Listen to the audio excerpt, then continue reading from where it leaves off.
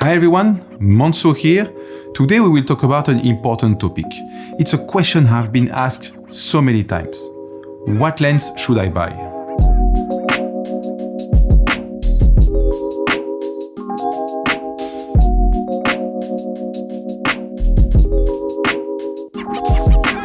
Let's start by defining the term focal length. Focal length is roughly the distance in millimeters between the center of a lens and the sensor. The smaller the number, the wider the field of view and the further the subject will appear to be.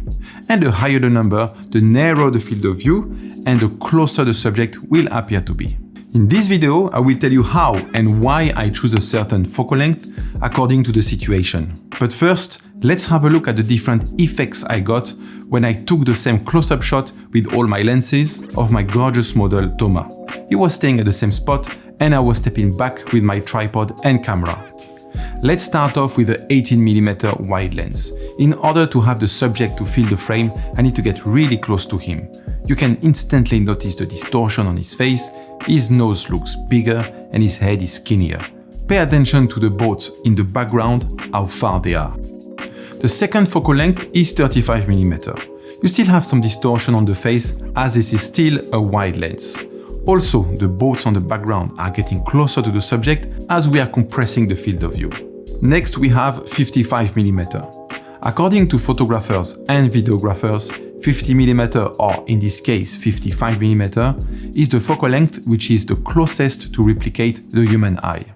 As you can see, if I take a few steps back, it will look much better. However, for a close-up shot, we still have a bit of distortion. Then we have 85mm. The facial features are more pleasing as we don't have any distortion. 135 and 200mm have the opposite effect of the wide lenses. The background elements appear much closer to the subject and we can notice that the subject's face starts to flatten due to the compression.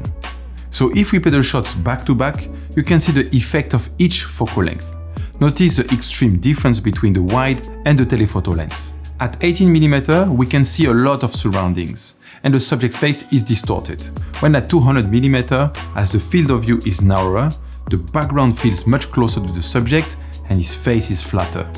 Now that we understand the differences between the focal length, let's answer the main question of today's video. Well, the answer is quite annoying to hear actually, but this is the truth. It depends on your style and your subject. You probably wouldn't use a wide lens for beauty shots or use a long lens to shoot a building. But don't take my word for it, as many directors use wide or long lenses for most part of their movies. Now, let's have a look at some of my videos to clarify why I choose a certain focal length. With my 18mm, I am getting nice wide establishing shots. Especially if the location is quite small, these shots give the impression that the area is bigger and more impressive. Sometimes I will also use this lens when I shoot a fitness video to give to the viewer the impression that they are closer to the action. The lens I am using right now is a 35mm. This is a versatile focal length. I am using it mainly for cowboy and medium shots. The cowboy shot frames the subject from roughly mid-thighs up. It's called a cowboy shot because it is used in westerns to include a holster on the hip in the frame. The medium shot, similar to the cowboy shot, frames from the waist up and through the torso. This is a very common shot in cinema. It highlights more of your subject while keeping their surroundings visible. I use this focal length mostly when I shoot corporate, food and beverage and events videos.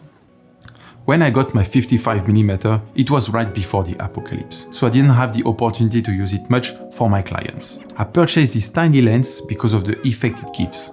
As mentioned earlier, if you have a full-frame camera, a 50 or 55mm lens is known to replicate the same field of view as the human eye. It tends to give you the feeling that you are not watching a video or a movie, but you are present on the scene with the talent. I use this lens for food and beverage opening outlet and for some beauty shots. I am planning to use this focal length also for interviews and documentary-style videos. 85mm is personally one of my favorites. It's an ideal focal length for close-up shots and portraits. Whenever I am asked the question, what is the best lens for beauty shots, I always recommend an 85mm. In my opinion, 85 to 100mm is the optimum zone for close-up shots and portraits. The facial features look the best and I love the background compression. Again, this is my personal preference.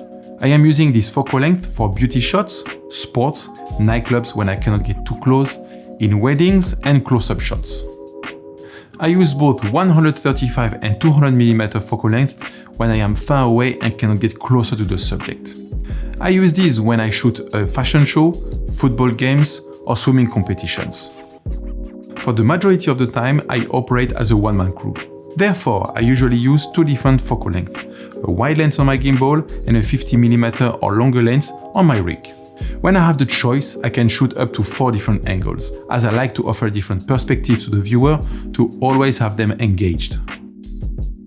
There you have it, my lenses selection for anyone who is starting the journey of a videographer. Once you know which focal length is good as per your needs, you will need to answer the following questions.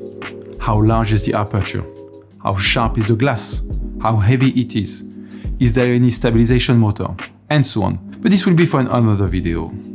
Let me know in the comments below what is your favorite lens and what you like about it. If you have any other questions, as usual, drop a comment below. I'll be more than happy to answer it. Like and subscribe if you want to see more content like this. Thanks for watching. Cheers guys, see you next time.